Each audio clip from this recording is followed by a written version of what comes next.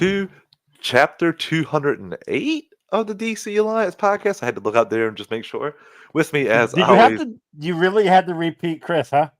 Yeah, I had Because to. apparently he did that last night too. Last night's episode I with the was question mark. like, I think so. Yep, I think it's 208. Okay. Uh, Okay. with me, as always, is Joe. Joe, how you doing today? Hi, Trav. I'm tired. We are Same, both tired boys today. same. Long working days. I went into work early. I know you work from home and Right here. you had to deal with a lot of dumb Americans. Oh no! So, An old lady this not morning today? told me. Oh no! An old lady this morning told me to go to hell. So yeah. Oh, Uh, yeah, cool. fun. I said, thank you, Yeah. ma'am. Sorry, but cheers. Yeah, Yeah, nice. exactly. First call. That sets a precedent for the day. Yeah. Ugh. Oh yeah, always fun. But I knew we had this on deck, and after I was done talking with her, I might have taken 5 or 10 minutes to look over the show notes that we had for tonight. It's just you need to take a second when you get a call like that. So that's what I did, Joe. Take a breather.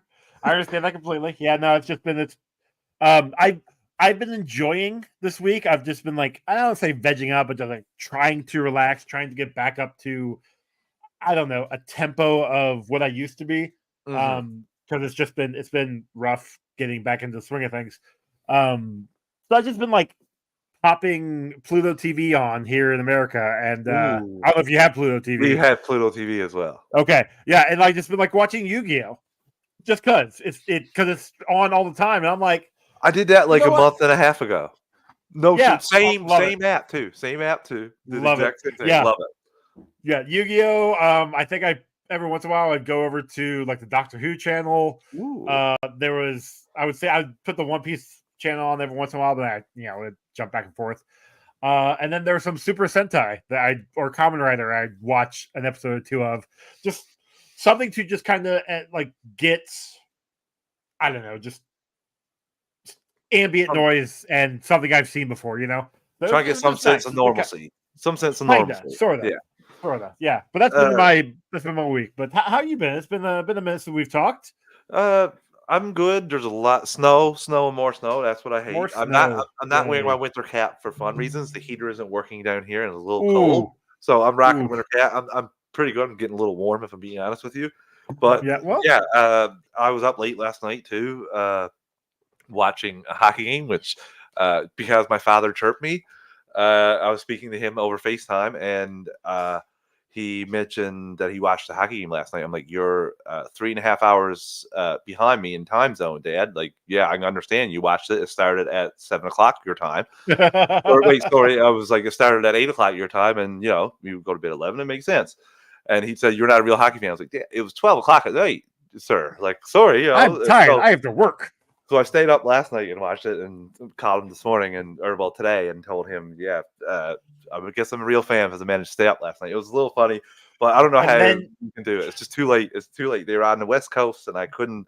I'm like, sorry. Normally, it's 8:00 time for me. Like, but yeah, it was a rough morning this morning. That's similar to a lot of, I know, especially the football games. When during the season, I'm Eastern Standard Time. So they're starting at 8:00 at night sometimes. Yeah.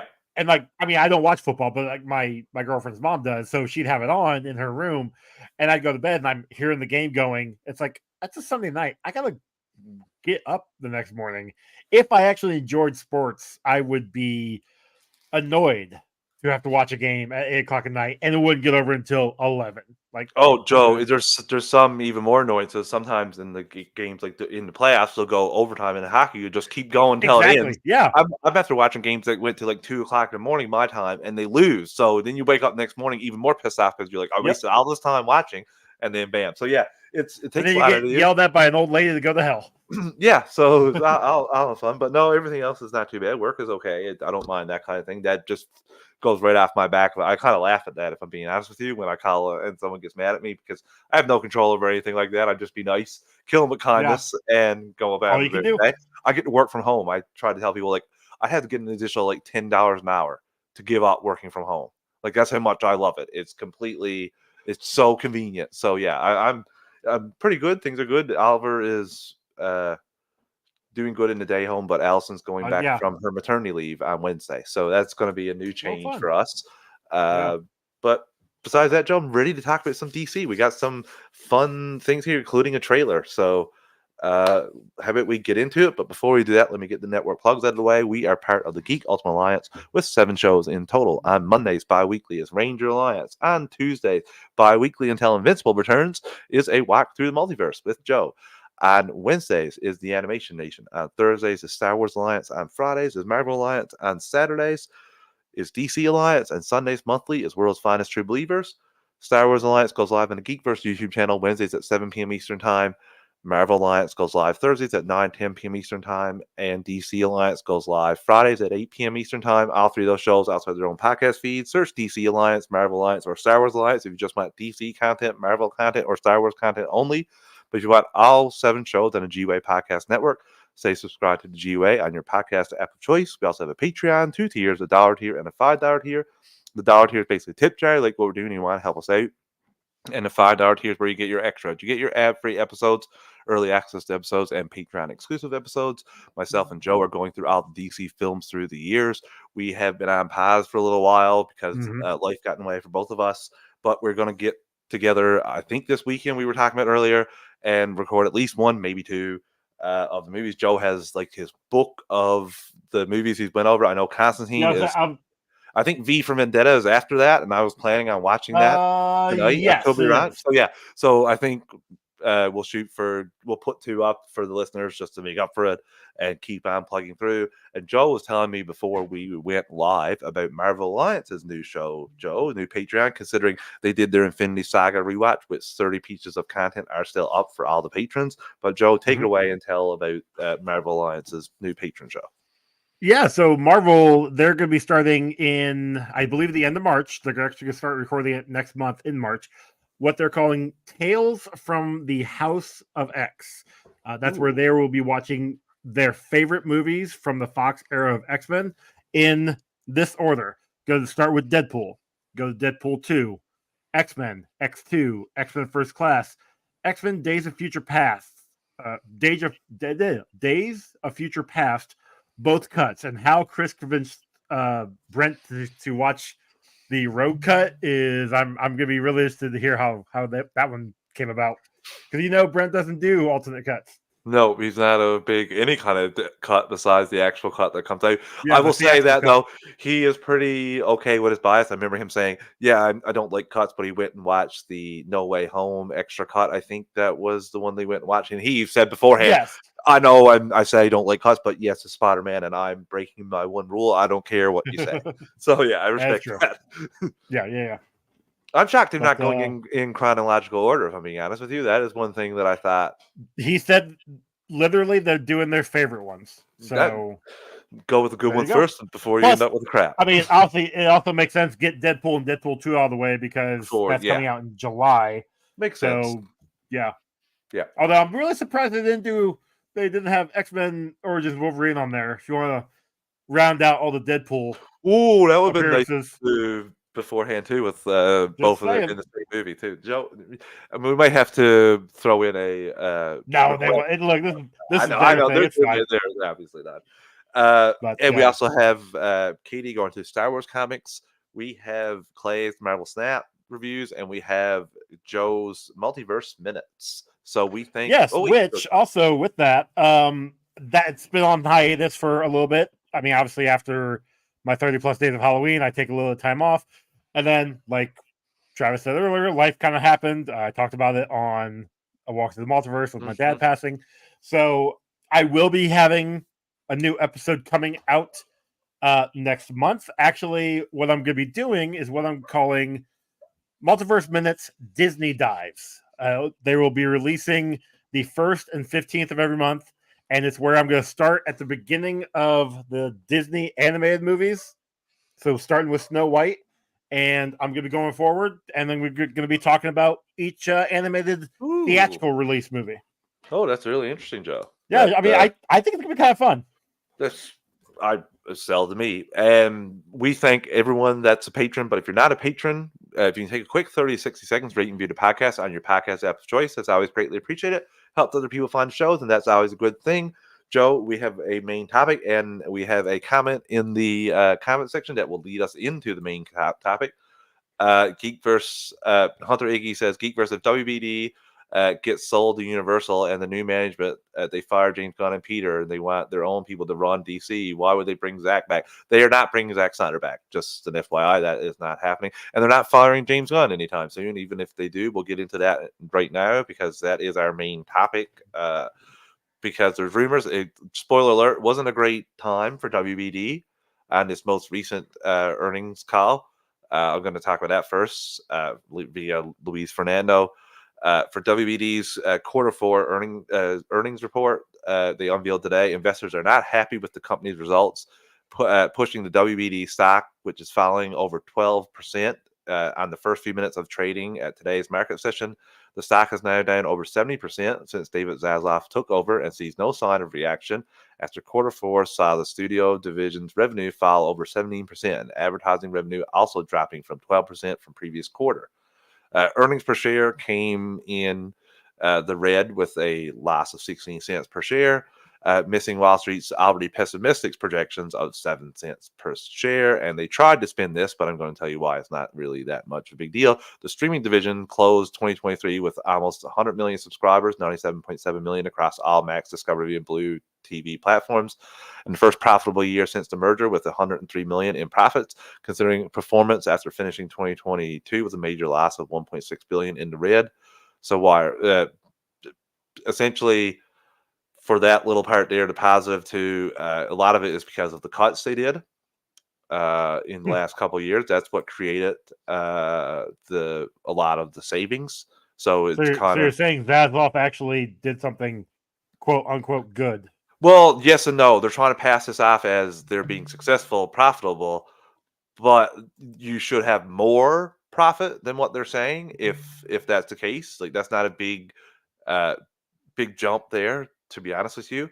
And it's like 55 million on the red. The streaming divisions came in, so that's also straight contributor. But they're banking on having a big year this year, Joe. And I don't see how they're spending a lot right now. They're bringing in Tom Cruise. They brought him into the fold. He's working with he's working at a movie that isn't like a hardcore action movie, but he's also big with NBC, with Paramount. So I'm obviously that gets you being like, Is it Paramount? Not Paramount.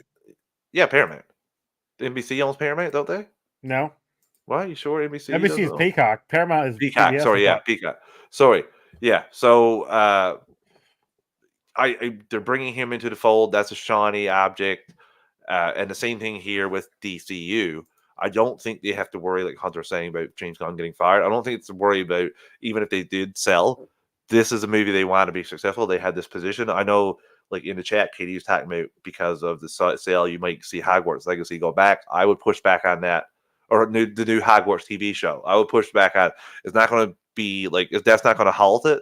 This is like another gem that they're trying to push out here, as here's a reason why to buy us, because we have one of the things she brought up in the chat was they haven't even started, like nobody's been named on that. Like no, they haven't started casting, they haven't gotten the behind have a writer's room. Yeah. So like it'd be optimistic if it comes out at the end of 2025. So I'm not saying that it's going to come out earlier. I'm just saying it won't be delayed because because that'll be it'll be delayed because they haven't done anything with it yet. Yeah. NBC would want that. That is something that you're trying to push out there. Like we have an exclusive deal with Tom Cruise.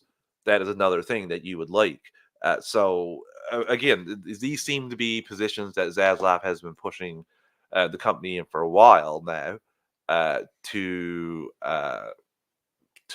be sold. So I don't think it's going to be a straight merger. I think it's going to be a sale, especially considering what WBD's stock is now.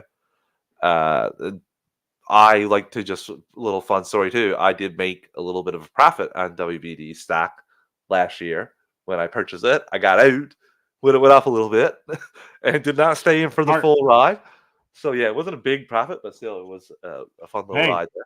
Anything over $1 is a profit. Well, really anything over a penny is a profit. But yeah, it would. there are speculators. I have seen people talk that this would be a good time to get in now too, whereas on the bare basement, even if it's sold, you might get an increase in value. So over time, because I yeah, know usually most mergers or even sales drop, prices for a while, yeah, and then after like a quarter, then it starts to kind of you see the potential. I don't know. This one, like, it's almost like writing on the wall, yeah. that they are selling that or that something is happening. Because this has been, it's been shared in our group chat numerous times over the really over the last year almost since Zaslav has just kind of been in the head of it all. But I don't think, and this is really to Hunter here, they're not going to fire James and Peter. No. Like those two are fine at the moment. Give them maybe even just what they've announced coming out right now, like the 10 projects right now. After that, if things, really after Superman Legacy, if that kind of flops, their position is in question. But it's not going to be immediate. Oh, they're out. Like it's going to be, if they do get fired, it's going to be some time. Yes, but I will say I do think Superman Legacy is arguably the most important comic book film. It is since Avengers, like the performance of it. I do think that because Iron Man was critically good, but it didn't make a big pile of money. Iron Man 2 did, but Iron Man 1 didn't make correct, because no one knew, as good as that movie was back in 2008, it was just another superhero movie. No one knew what was coming. But like my point is, if you go back and look at all of Phase 1 of the MCU, and none of those movies were really made a crap ton of money. No, it wasn't until Avengers when it's like, we have to watch all this stuff. This is all amazing. We're all in.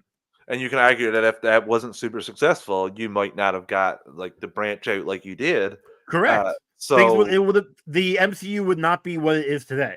So yes, I agree with you 100% that Superman Legacy is probably in the same importance as Avengers, because if this movie doesn't, but that's also the problem. That's inherently the problem itself. You already have people who are shooting Gunn down and his vision down, and will review bomb it left and right just because they don't like James Gunn. But then you have people who want these movies to be successful, so they will go watch these, and the haters are going to go watch it too. Like this movie's going to make the money, but it's going to be the word of mouth. It's going to be the reviews that will make or break this movie, and the positioning in the calendar, like with other movies around, like Fantastic Four, for example. Like, not getting your legs chopped out in under you. So being flexible to move dates. That's one thing. On the game says Iron Man 1 made $585 and Iron Man 2 did $621. Iron Man 3 was the one that did bank, wasn't it? On the game. You know what? That makes sense, because that was the first one after Avengers. Yeah. And that one arguably was the worst out of the 3 Iron Man movies. Well, I still had fun with it, but compared to what the other just got with Avengers and what we got with those 2 first Iron Mans, it wasn't as strong. And in my opinion, like Man of Steel didn't have any of this pressure that Superman Legacy has, because it has so much else riding on it. It has so many other shows and the universe as a whole. Because if it bombs, I wouldn't know what was going to happen to the universe. I don't think it's going to bomb. Like, that's a bit extreme, but like it needs to make the Batman money. I didn't realize I made that 1.2. Yeah, billion. I knew it made over $1 billion. I knew that was, but I wasn't sure the exact number. I do think Superman Legacy needs to do well for Superman Legacy needs to be, I don't want to say amazing, but just good enough so that the haters can't. I mean, they're gonna hate regardless. Like they'll find something, and they're gonna compare it to Christopher Reeve for whatever reason. They're gonna compare it to Henry Cavill because they can, even though they all hate Henry Cavill. But they're gonna compare him to Henry Cavill. Like, Legacy is already like fighting an uphill battle. That having Fantastic Four right on its heels, or even same day, like that's not the struggle you want. No, and to WBD, as well. I just want to say why their stock went down and it was lower than projections. They used EBITDA, which is earnings before interest and taxes, depreciation, and amortization, which is like one of the ways you can evaluate a company, but not a great way at all, because essentially it's not recognized by any of the like standard practices that accountants use, like GAAP or IFRS for international.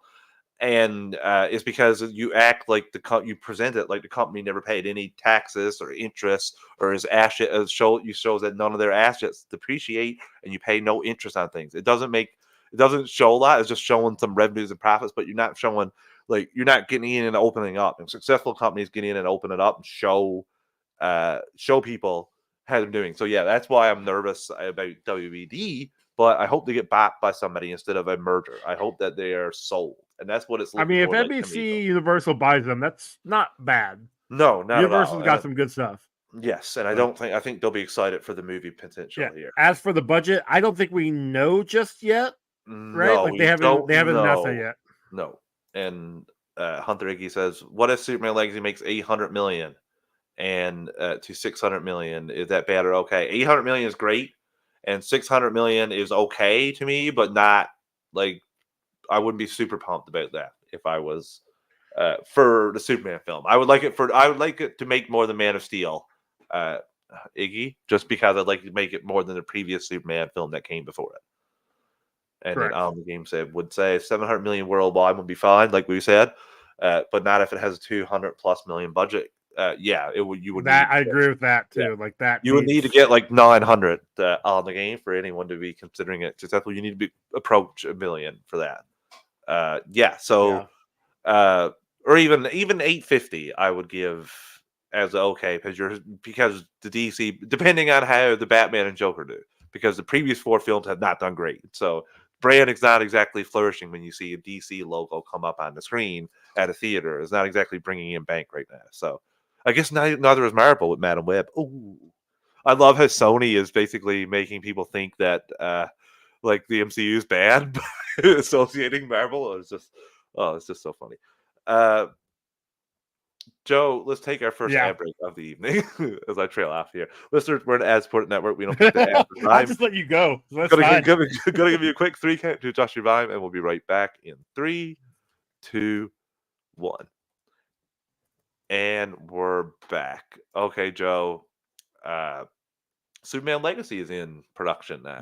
Does Icky have our notes? Because he just asked this question, whether we think the logo. That's literally what we're coming up with. That's our next subject, my dude. You're on the ball. You're on the ball here. You're the man in the chair.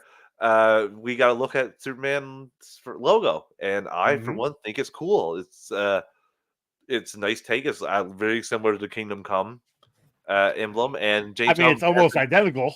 James Gunn has been dropping hints about this. I'm wondering if it's. I don't think it's going to be the black and white. I just think they're just doing that for the color on the plates. I think it's going to get your standard Superman colors, of course, but it looks awesome. I think I'm all for this, Joe. What do you think about this? Now, I don't know if they'll do black and white, because there's even one here. If you go into, I think it's Jennifer Holland's plate, it's blue and black. Yeah. So I don't know if they're going to do the red and black. I don't know if they're going to do the red and yellow. I would like red and yellow makes sense. The next one on the notes here, that one that you just put, that is the color. I think that's the one they're going to go with. Okay, you think so? Yeah. Well, they have it here as the Superman logo for the Superman Legacy table read, so that might be on the script. Sure. Or something. But like I said, like you've got Isabella Merced, who has the silver and black. If you click on that picture and you kind of zoom in, you see Jennifer Holland's is blue and black. Yes, you are right. Her symbol's blue and the black underneath. Like I'm fine with any of them. Chances are, the black and the red and black, it kind of, I'm not gonna say it means something, but like it kind of means something. So I don't know. Do you think Superman Legacy is a prequel to Superman Kingdom Come? I'm not thinking that far down the line yet. I want a successful chapter 1. Maybe in 2 or 3 at the end of 2. I'm never gonna say no to Kingdom. I love Kingdom Come. Never gonna say no. Like, but if that happens, if they get to that point, sure. Yeah. The problem with that is that symbol didn't come until Kingdom Come. Yeah. So like he had the regular symbol before, and then whatever. Anyway, definitely okay with this though. I think it looks cool. And like I said, we had hints from Gunn earlier. There was a cast picture for the table. I thought this was cool, and I love how Lex and Clark are next to each other here with Otis in front of them. With Otis in front of him. Yeah, I didn't realize that was Otis until I didn't either. I think that only came out today. Yeah, we got Guy Gardner there. It's I'm excited for this, Joe. We have a new, and Jimmy Olsen's there. I didn't notice. I thought I saw someone say like maybe Jennifer Holland was reading for Jimmy Olsen, but this could have been. She could have been reading for anybody. That's one thing. Nobody knows the character she was reading for. She was just filling in for somebody, like reading at the table read. What are you talking about? She was reading for Harcourt. Anyway, sorry. And like Joe alluded to, Terrence Rosemary has been cast as Otis in Superman Legacy, so shout out to him for getting that. We got a trailer to talk about, Joe. Before we get there, though, this is a good question. Should Henry? This is from Iggy. Should Henry Cavill come back as older David Cornswalt Swart? I didn't say his name in Kingdom Come. I would love that. Yeah, like, that would be awesome.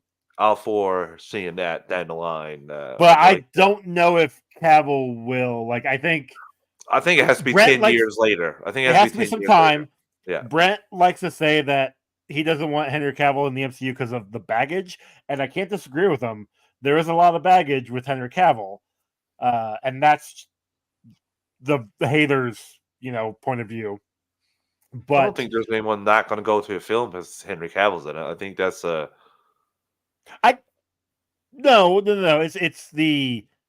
It's the Snyder Bros who are like, oh, Cavill's there. Everybody has to go see it. The Zack Snyder's universe is back. Like, that's what it'd be. Oh, that's the baggage I'm talking about. Well, they need to practice their black buttons because I don't see that much anymore because my black queue is full, like over thousands. On the game says would say something like Spider-Man: Homecoming, which had $175 million budget and brought in $880 as the first movie in trilogy for premier characters. What you want on the game? You're just spitting facts here this evening because I don't think we would disagree with that at all, Joe. Would we? Yeah, I'm really hoping that the budget is nowhere near $200 million. I would say on the game I'd maybe bring it down a little bit in terms of what I'm expecting in terms of money, just because of the climate, like what we've seen last year for movies, that comic book movies. Now, if Joker 2 does well, I still can't believe that budget is $200 million. I can't believe we should talk about that right now. Joker 2's budget, Joe, because I don't think I have that in the notes. Like, what are they thinking? Let's bring it up. I understand. I understand Todd Phillips and Joaquin Phoenix are gonna have a pay increase. That makes sense. Lady Gaga is a name. You're gonna want to pay her. I get that. But I think somebody Snell had thrown the thing in there, like the actual budget breakdown, because somebody broke it down. And for the three of them, their combined budget was maybe 70 million, maybe 80 million. So you're telling me you're paying 120 million for the movie, for the rest of the budget, for the rest of the cast. Like, even that is kind of insane. Yes, especially from what the first one was and what you could make this one be. Like, that was part of the charm of the last one. Yeah. That it wasn't this big bombastic thing. And, they're doing musical numbers and that now, so... I'm sure it's not going to be... They're probably not going to be full-blown musical, but... No. But, like, they're going to have, like, one or two. I don't think it's going to be, like, 5, I just... Again, I'm with Al in the game here who says I couldn't believe it when I saw the budget. And, again, I don't even think... You can't blame much of this on COVID filming because we were much past COVID when this started to go into...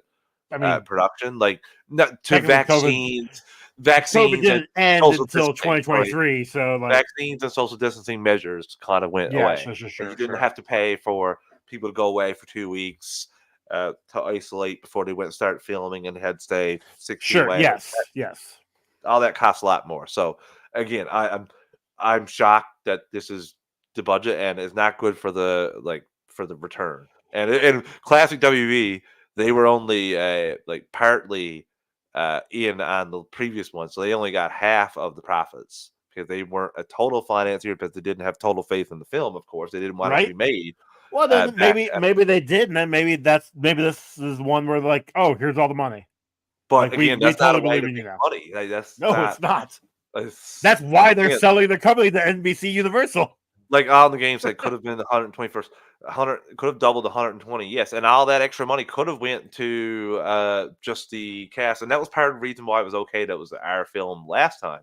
Was the budget's not that high. So if this only does a couple $100 million, like you're not going to lose out that much, and you gave a good director and a great actor a chance to do a very good like performance. You think it might be like super effects heavy? Because I'm assuming a lot of the musical numbers are going to be in Harley's head. Yeah. Right. So you're going to have a lot of. I can see him having a lot of. Think Suicide Squad, Harley Quinn when she. Did she? No, she just snorted the coke in the first one. When she starts going through the one like building and killing everybody. Yeah, for like the middle of the movie. Like I think that where it's just like flashy and all the stuff. Like I'm thinking it's gonna be that every time for the musical, for like all the musical. You could be right. I'm just wondering how they got to that money. It's wild for an R-rated movie. I literally think it's just that WB was just like, hey, you guys made a shit ton of money last time. Here's more money so you can make even more for us. I'm shocked, Joe. I'm shocked that WB would make that kind of just bad decision. They never do. 100%, 100% on the game. The first one had so much charm. Yes, and that, like you said, that was part of the greatness of it. So, Joe, let me share my screen and let's talk about the trailer we got for Justice League Crisis on Infinite Earth. So, I don't know if you can see this. Let me. Can now. Okay, there we go. So we're going to play it through and we'll just talk about it for a minute here. Yep. And we open with Psycho Pirate and Dr. Fate showing him he has a role to play in the Crisis. And he just pops up intermittently throughout the rest of this trailer. Well, and I mean, the trailer itself, it's him pushing people to do things, which we're going to see. He kind of pushes Supergirl, Kara, to do something, which is very reminiscent to the comics, which I'm okay with. We'll get to that point here in a minute. These look like the same kind of people that were in the War World for the Batman adventure. Oh, the but I'm not sure. They could be just Amazons instead, because Wonder Woman's lasso is going throughout it too. This is the enemy, the shadow people, I'm going to call them. Okay. Because the crisis isn't over, and Monitor needs to talk to Kara and basically make her Harbinger. So this will be prequels, pre-crisis stuff. Yes. So it says, and this is one thing, Joe, I laughed at. Part 2 of the epic trilogy. Maybe let's do that when you're selling all 3 after, like call it epic trilogy then. But let's get the rest of these out before we throw Look, that. They have a lot of faith in these movies. Yeah, they're one of the only ones. We see Batman fighting and the Bat family there. I just want to go back to this shot. Oh my god! Yeah, it looks cool. Again, I wish that my only problem was I wish this was the DC AU, like Kevin Conroy universe's Batman, and this was the same kind of animation type. Like I wish he wasn't exactly like that. One of my problems with this. I wish that when you bring people from other Earths, they look like different animation styles. We talked about that in the last week's episode. Yeah, ironically, because we still have the background in the background, we forgot to change that. But yeah, like I don't disagree with that because it's worked. It worked for the Spider-Verse movies. It worked for the Teenage Mutant Ninja Turtles. But we also know that budget's not exactly DC has their own thing. Yeah. But still, these look like cool bad guys, and we just see a whole bunch of them fighting. And I have a question coming up too, where we see Psycho Pirate. We just see, like I said, more action, more of our heroes fighting these. And we thought it was an antimatter tsunami, but it turned out to be an ongoing storm. This is the part where is Psycho Pirate evil? I can't even remember now. Like it's been that long. He's not good. No, he's not a good guy. Here's the thing. So in the Crisis storyline, Monitor literally grabbed both good and bad guys because each one had a part to play in the Crisis. Each one did a specific thing to save the world. The Monitor saw all that. Psycho Pirate was one of those people who his role was to basically get hoodwinked by the Anti-Monitor and do his bidding. It was one of those things where he actually was able to. I believe he did something to.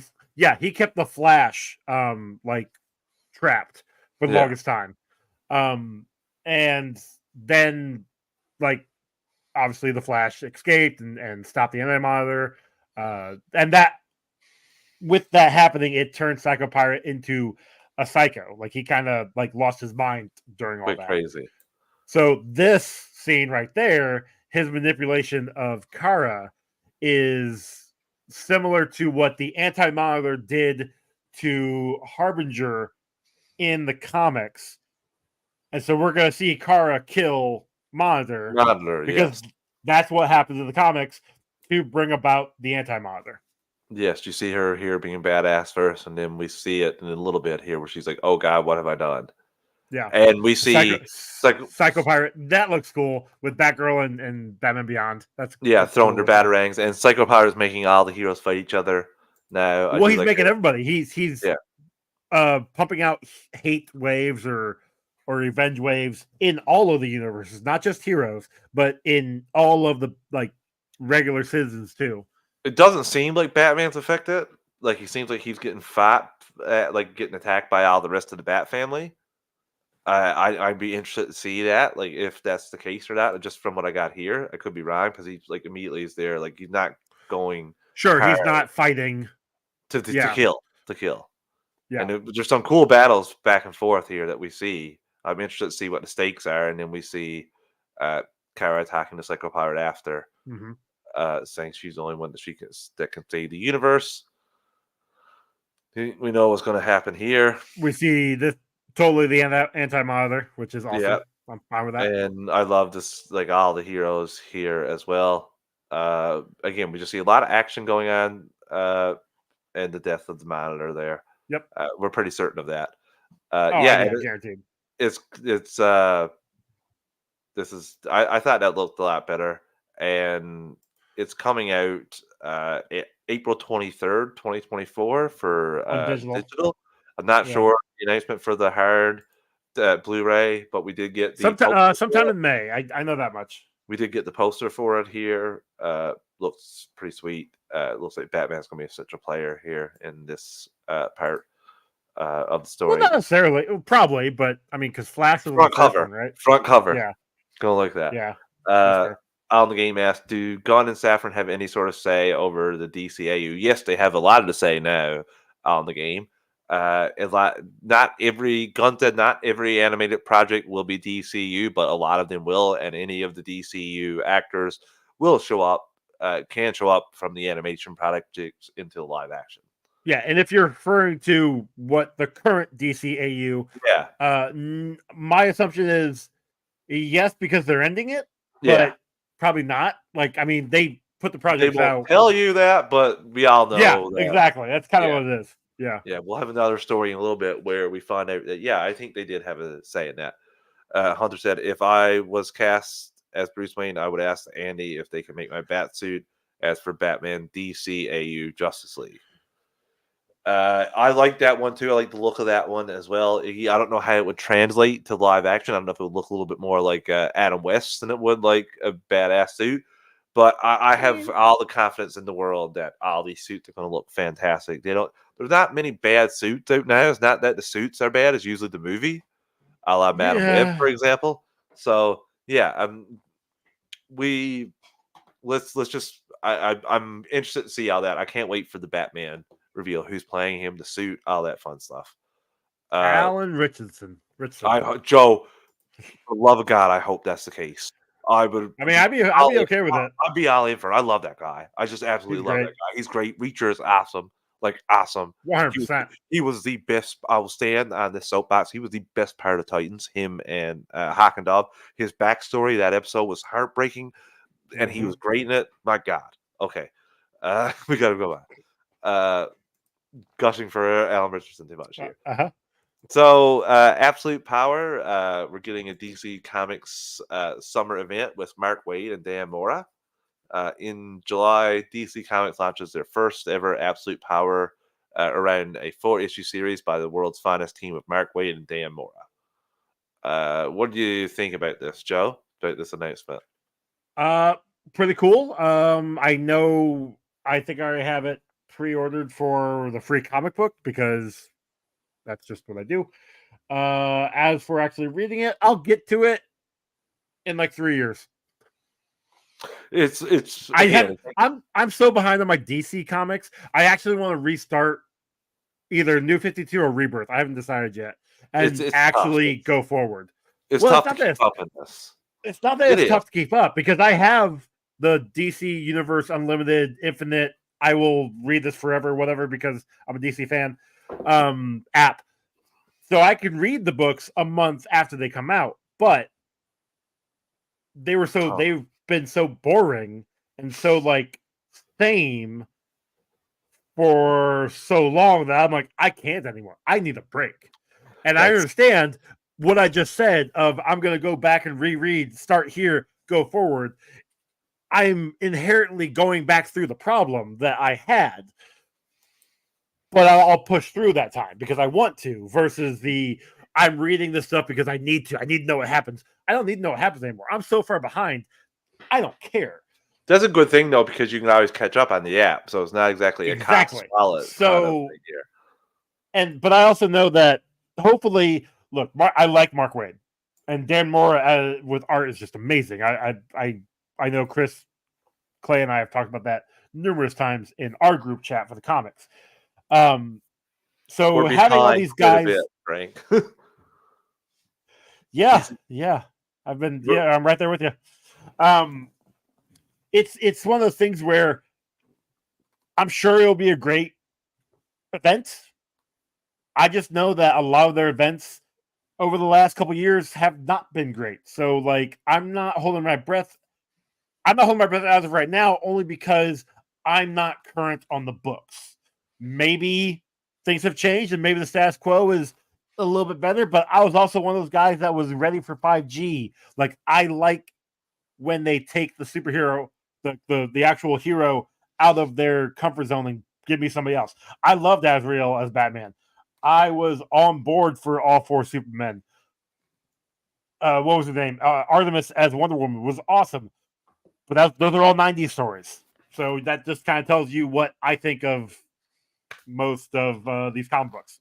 And he asks us, what if James Gunn casts from DCAU voice actors in the DCU? I would cast a voice actress for Hot Girl's mother to play her as her mother. That would be what they would do probably. Yeah, that would be pretty cool legacy casting as well. We've seen that before in DC TV. So, Joe, let's take our last ad break before we get into some DC rumors that I have here. Listeners, we're an ad-supported network. We don't pick the ads or volume. We'll give you a quick 3 count to adjust your volume, and we'll be right back in 3, 2, 1. And it's rumor time. It's rumor time. It's rumor time. Time. Yay. Rumor time, as Joe put it here. Actually, I should have put it as rumor time instead of rumor section. God dang it. Okay. So, from Daniel RPK and what he's heard about the Lantern show, Nathan Fillion will reprise his role as Guy Gardner. I thought that was a given after we were in his legacy. Damon Lindelof is in talks to produce. Okay. And Chris Mundy and Tom King will write the show. Okay.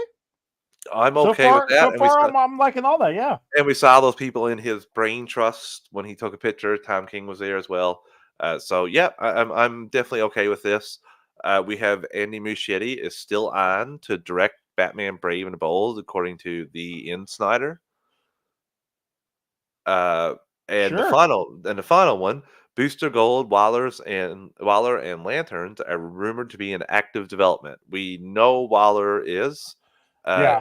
And Lanterns as well. A little early, but okay.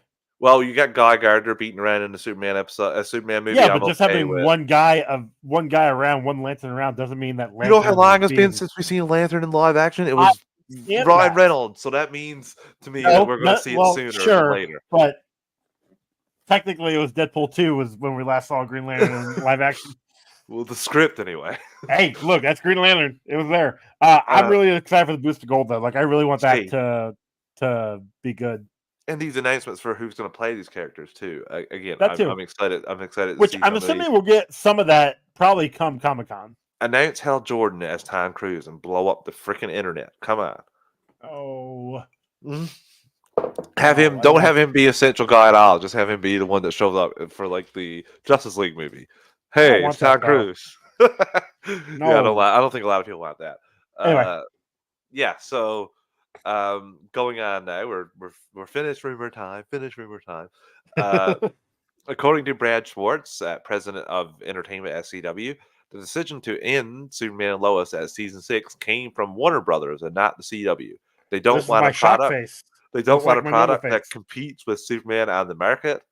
What do you think about the whole Batman problem? Yes, like, this is so stupid. This is a little frustrating. I'm happy because you're telling the people, you're ending and you're getting a chance to tell a final story. And you know what happens with some of these shows when you get 7, 8, 9 seasons? It's like you want to put your freaking head through the wall. It's terrible. Like, this is from someone who loved the DCCW. This show, if this can stick the landing, will be the best show in the DCCW history. If it can stick the landing. Yes, because right now the 3 seasons, I enjoy them. Obviously, there's lulls there, but that third season left on a cliffhanger, and it's just like, okay, we need a good ending, and we need a good season 4. What has been happening for season 4 has not been leading me to believe we're going to be getting a good season 4. I'm not sure about that. Like, I do think that we're going to get some payoffs. Some people are going to die. Well, sure. I think it'll be exciting, but will it be good? You essentially cut like 3/4 the cast. At least half the cast, because like we don't need you guys anymore. The best season finale, like the best season, final season was Arrow so far for me. Like I've watched. I agree. Almost all of them. I didn't. Yeah, I actually haven't finished them all. Legends or Batgirl. That was the only one I finished. Batgirl. I finished Flash. I finished. Oh, Flash. Don't even. Oh, okay. Yeah. So. Joe, I for one am not surprised either. I'm sad, but again, they get a chance to tell. They're not in the they don't end on a cliffhanger and they're done. Then they don't get to come back. We get to tell a final story with these characters, and I'm just happy that we got these 3 and going into 4 seasons with this show. Wait, so is that the reason why we didn't get the Flash movie until 2023? Because the Flash TV show kept going on and on and on and on. I hope not. We don't want 2 Flashes. We don't want to confuse people. Where are you with all that? That's one of the most frustrating things as a comic book fan. Frank, you are right. My Adventures of Superman is a fantastic show. We will cover it when it comes back. Yes, we covered the first season soon-ish, I believe. Coming back this year, I know that for sure. And again, it was renewed for 2nd season. I don't think we're getting anything other than more of that show as well. Frank, I think we're getting more of that show. I think we're going to get. You think you're getting more? Okay. Yeah, I think we're going to get more of that. I thought you said we weren't because technically that's animation. No, I do. James Gunn can't have 2 Superman projects going. Anyway, sorry. James Gunn pumped the tires of that show, so I do take notice in that. So. Yeah, he also said The Flash was the best movie ever. So yeah, he also. I like James Gunn. I do. He also came out, but my dude, like you need to. I'm starting a new universe, and to be honest with you, these movies don't mean a lick of anything. Yeah, they're not going to be it. I like the man, but my guy, like you don't have to try and sell these things. Like, just make your movie and just your movie's going to sell itself for the Superman movie. So the Penguin has wrapped production, according to designer Kalina Ivanov. The series is expected to release on Max in late 2024. So, Joe, obviously, we're going to be reviewing this as well. Yep. And our final topic of the night is something I talked about a little bit on the Animation Nation, but I was really excited to talk about this with Joe because we missed out, Joe. We missed out on a potential DC version of the Spider-Verse movies. This Yeah. this looked fantastic. Concept art from a pitch Batman Beyond animated film by director Patrick Harpin and PD Yuki Demers, which is from Across the Spider-Verse. And the comment here, we'll talk about another one after, but it's before we pitched, they warned us there's absolutely no way we can do a Beyond movie, but they loved our enthusiasm. We pitched the outline for the entire film, and what started as a never turned into a maybe. Did you see the 3 pictures, Joe? I think they I look did. fantastic. They look so gorgeous. Oh my God! You see Batman Beyond in an alley. Uh, I mean, the light from some of the signs here. It does have elements of that futuristic Batman Beyond world, especially the second picture here with Batman Yeah. standing in front of his bat emblem, and we get the some of the places behind him like Ace Chemicals. I absolutely think this is probably the best of the 3 shots, Joe. Yeah. I mean, the one where he's flying away and that tail thing is Cool just, too. looks cool. That final one there, where it's Inique is the villain there. Oh, I guess that is Inique, isn't it? Using her ability there to go after him. Please, like that. I mean, yes, it's never going to happen. I know that. No. I understand that. Because I know they said it might be a maybe, but like it's not happening. Let's be honest. You might know why I know it's not going to happen, because I'm going to read this other one, which is after that quote, he said, "In the time since, we've been pitching our way up the company, hoping to get James Gunn. But for now, here's a taste of what we've been cooking." That means, first of all, I don't know how James Gunn hasn't seen this or been pitched this. Who else are they pitching to? How many other people do you pitch to before you get the gun? I don't understand Zaslav. that. Oh yeah, that's a good one to pitch to. Here, this costs $12. They will make $10 million. Sold. Here, this may not make a profit or may make a profit. We're not sure. Yeah, no. Well, he pitched to Zaslav, and Zaslav is writing too many checks to NBC that he's like he doesn't actually realize what's going on with the stuff in his own house. Again, I would have loved to see this. I thought this looked fantastic. My frustration, which I don't understand, I want to ask you, why didn't this get presented to James Gunn? Because they openly said, like, for 5 months we've been pitching this to people going up the corporate ladder. But that should never be. It should go automatically once you pass a certain one barrier. You should go and pitch to Gunn. Like, Gunn should see it anyway. Like, yeah, well, we know how their corporate business works, though. Like, we don't actually know what their hierarchy is. Like, it's. They also could just be pitching us to the coffee guy, like, hey, this is this. You know somebody, right? You know the desk lady, like you could, or desk guy, like you could tell them to tell the corner office person, and they can tell James Gunn. This doesn't need to affect the DCU at all.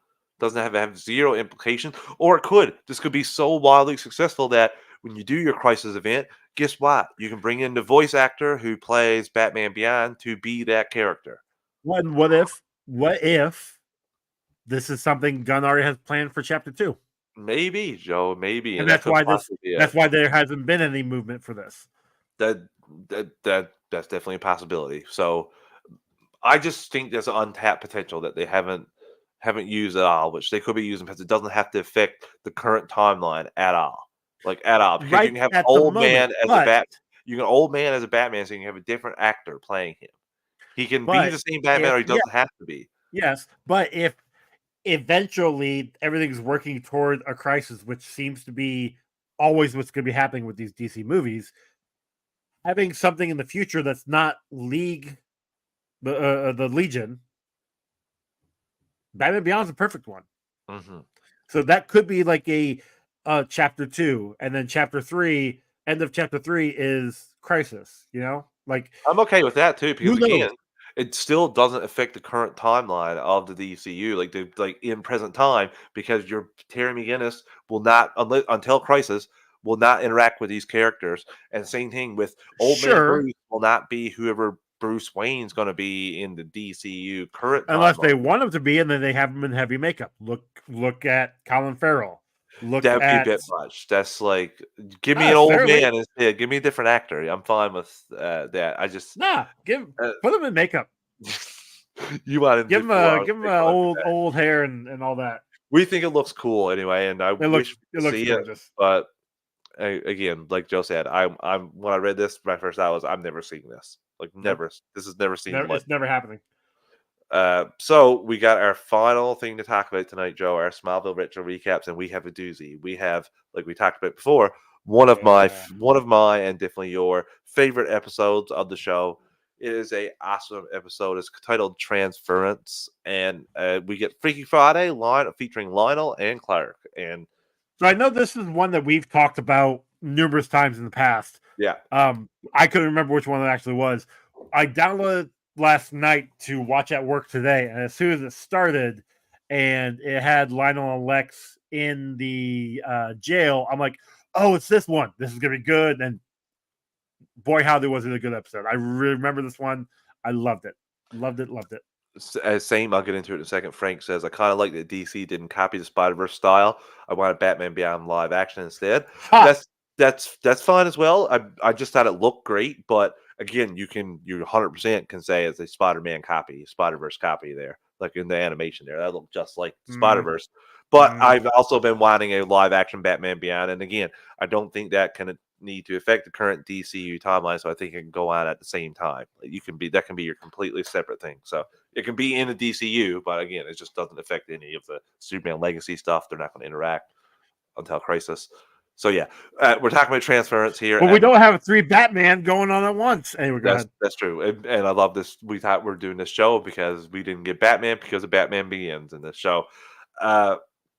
I love this episode, Joe. I love both of the actors trying to play the other characters.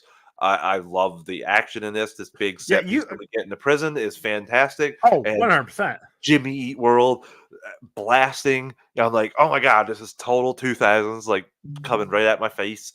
And the final move, woof. I do have a couple questions, and you did watch the or listen to the Inside of You, yes. Yeah, the Inside of Me. No. The Talkville. Talkville. Yeah, Talkville. Like, you're not inside of me. You're in Canada. Yeah. So, at any point did they talk about Clark being at the school at like 7:00 at night? Because now, so it's Lionel in Clark's body, and he is changing. He's trying to get money out of his account. Martha shows up and says it's dinner time. I tend to have dinner, like most families have dinner between like 5 and 7 p.m. Yep. So, late at night, we also saw that it was dark out. And then we see him at the high school where Chloe comes in. So if it's 7:00 at night, first off, why is Clark at the high school? Why is he allowed in the high school at 7:00 at night? Why is Chloe there at 7:00 at night? Why are the cheerleaders there at 7:00 at night? Why? I can understand why Jason's there and Lana is there because that's the only place that they can be alone together. Even though it's 7:00 at night and you can literally just go to your apartment, but whatever. Yeah. And where's he living? Why can't they just go to his house? He's sleeping in the school, Joe. He doesn't have any money. Actually, he probably is. He's cut off. But I just thought that was They didn't mention that. They did mention the whole trying to get into Glover's mindset as an actor. Yeah, how was that? Tom Willing complained about, like, I would do so many things different. And you got from everyone else, like the listeners and the Rosenbaum and the other guy that's watching, Ryan, they were praising his performance. He said that Glover didn't want to chat with him at all. And then he got a call the day of saying that Glover was on set. And wanted to talk to him because he wanted to know what he would do. He confided in him. It's so hard because you do nothing. He's like, you don't do anything with your hands. You're not doing anything behind the scenes. You're just standing there and watching people. And he's like, yeah, it's one of the hardest things I have to do. It's just, he said, you just have to listen. But yeah, he didn't have to do that because, again, he's not. He had to play. Clark had to play it completely different. But yeah, he was telling him, and he said he didn't think, he was like, I figured we were going to get together beforehand and talk about it. He said, nope, didn't hear it. And then he got a call. He said, I had to go down early. He's like, yeah, I'm not going down. He's like, Glover needs to talk to you. Okay, heading down. Yeah. Because he's like, I'm not in the call sheet for another 3 hours. He's like, yeah, Glover needs to talk to you because he got a couple things here. So yeah, that stuff was enjoyable. And like I said, this episode was fantastic. I love that Lionel gets Clark's powers. And I think Tom Willing does a fantastic job of playing as Lionel here. Yes, I think so too. Oh, Joe, so good. And even the CG of them transferring like their consciousness that into was each fun. other. That works. That works. That doesn't look Yeah. terrible to me even now. Like looking at No. it, I'm like that looks more like Ghostbusters, ghosts flying back and forth. But I'm okay with that. Like that doesn't take me out at all. It's not like some other terrible CGI we see sometimes in the show. I'm sure we're gonna get a lot of that here soon. One thing I did notice this time around that I didn't the last time, which I think the last time I watched it was literally when it aired or when the DVD came out. When Lionel gets back into his body, Yeah. the cut on his forehead heals up. Like I didn't notice Yeah. that before, knowing full well the ramification of this. Obviously, being in Clark's body and coming back healed him, so he doesn't have the liver cancer anymore, which Yeah. they talk about. But yeah, it was just something that I could see coming now because I knew what was coming. Mhm. And I just thought the small details that I they put in missed here was I really missed great. the cut the first time I ever watched it, but Yeah. when I did a rewatch, I'm gonna say a few years ago, I noticed that now, and that was the same time that I was like, "Oh yeah, like that makes sense because It adds his up. liver And is his color, fewer." It makes sense. his color comes back. Like he's Yeah, not as gaunt as he was. Yeah, yeah, it's the small things that you once you appreciate. know, yeah, exactly. So And again, I'm this is loving great, this great season. Loving it so great, far. great. This is a good season so far. I was gonna go take a nosedive when we go to the witches storyline, but Eh, I'm okay with the stuff yeah. we got here now. It's again, this was one of the more enjoyable episodes of the series, and we're barreling down. We're a season away from basically my favorite episode of the show. So I'm excited for what's to come with this show too, Joe. So I can't wait. And Taco's been enjoyable. They've had some good guests on this season. Good. Uh, yeah. So Joe, I think that wraps up everything tonight. I think so. See you back here next week with more DC goodness as well as the listeners. Yep. Thank you to everybody in the chat. Later, everyone. Have a good one.